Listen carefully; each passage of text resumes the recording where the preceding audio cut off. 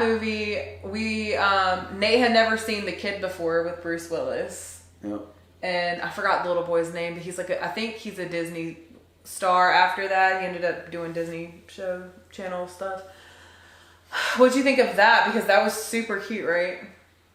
So I can definitely see where I can see the difference level in acting when I go back and watch a movie like that. We also watched Galactica before that. Yeah, that's the new Ryan Reynolds movie. No, Galactica was the 1997 movie that I watched before that. Oh, we watched the Ryan Reynolds movie too. Yeah, and we watched the Ryan Reynolds movie. What was that one called? Adam Project. Yeah, the Adam Project.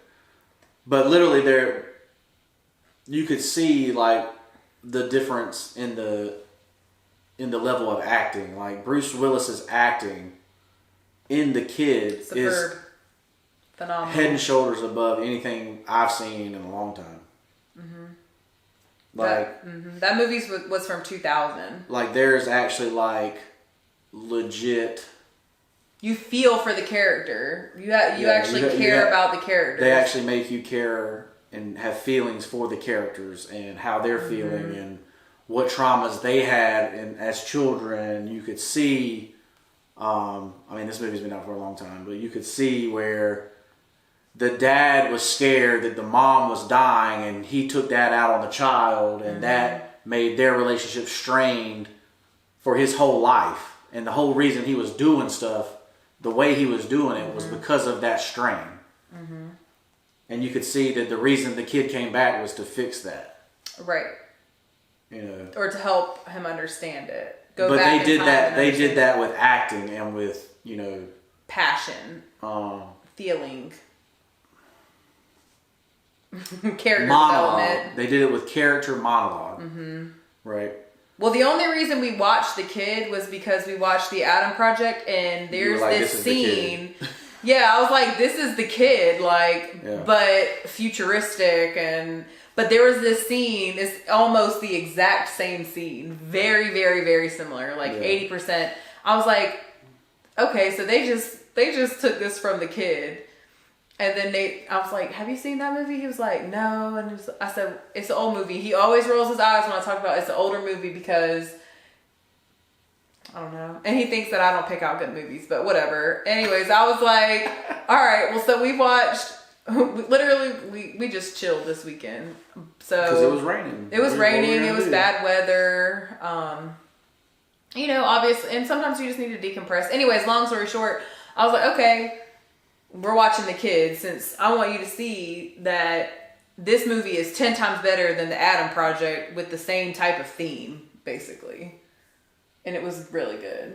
Mm-hmm. And I forgot how good it was. Like, I was crying. Tears were rolling down my face. The Adam Project, no feelings. I had no feelings. I mean, it's not that saying it's a bad movie. It wasn't a bad movie. I just had no feelings for the characters at all. And I was a little perturbed. Is it perturbed?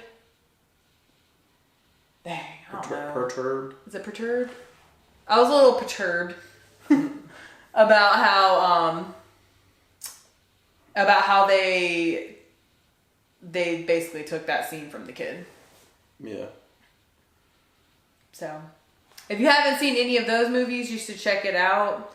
I even thought that Galactica movie was good too, and that was from 1997. the acting in that was great too. That's what I'm saying. Like Uma Thurman was fine. They didn't have the special effects at that time. So they had to rely on their acting. They relied on acting and monologue. Like they literally had to set the scenes. Mm-hmm. It wasn't done in post production. You know, so. And it was interesting to see what in Galactica. It was interesting to see what they thought a phone watch, what that would look like compared to the Apple Watch now. Yeah, stuff like that. Their futuristic ideas or whatever. I thought that was kind of cool. And it's interesting to know whether Steve Jobs and all that, they got it from... movies. Yeah, they got it from science fiction. They just made it into reality, which is really cool. Yeah, for sure.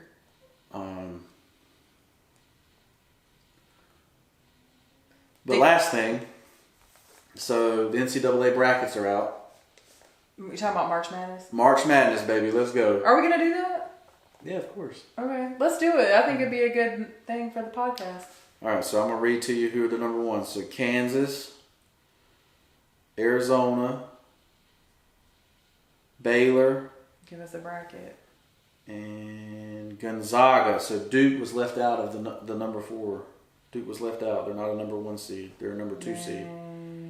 Because they lost the ACC championship to Virginia Tech. But didn't they lose to Chapel Hill first? They lost to Carolina at the end of the season, but so I'm just kidding.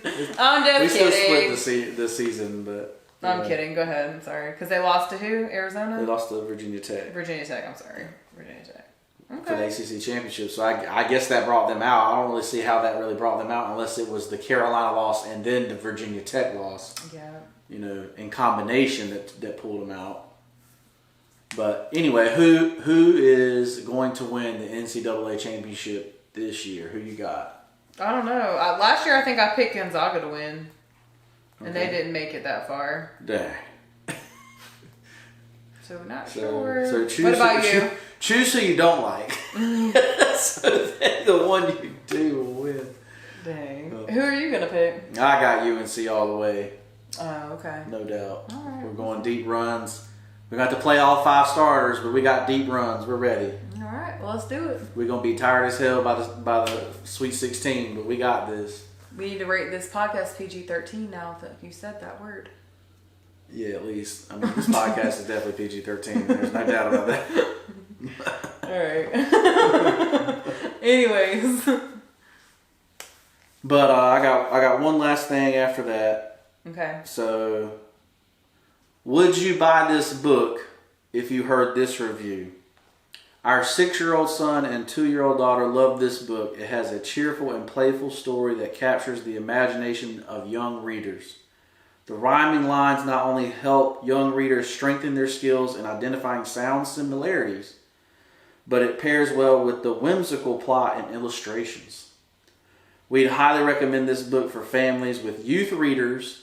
It makes a wonderful bedtime story. Would you buy that book if you saw that review? I'm still trying to figure out who wrote that review. But I would love to know. If you were the one that wrote that review for London and the Googly Goo, please let me know. Available on Amazon.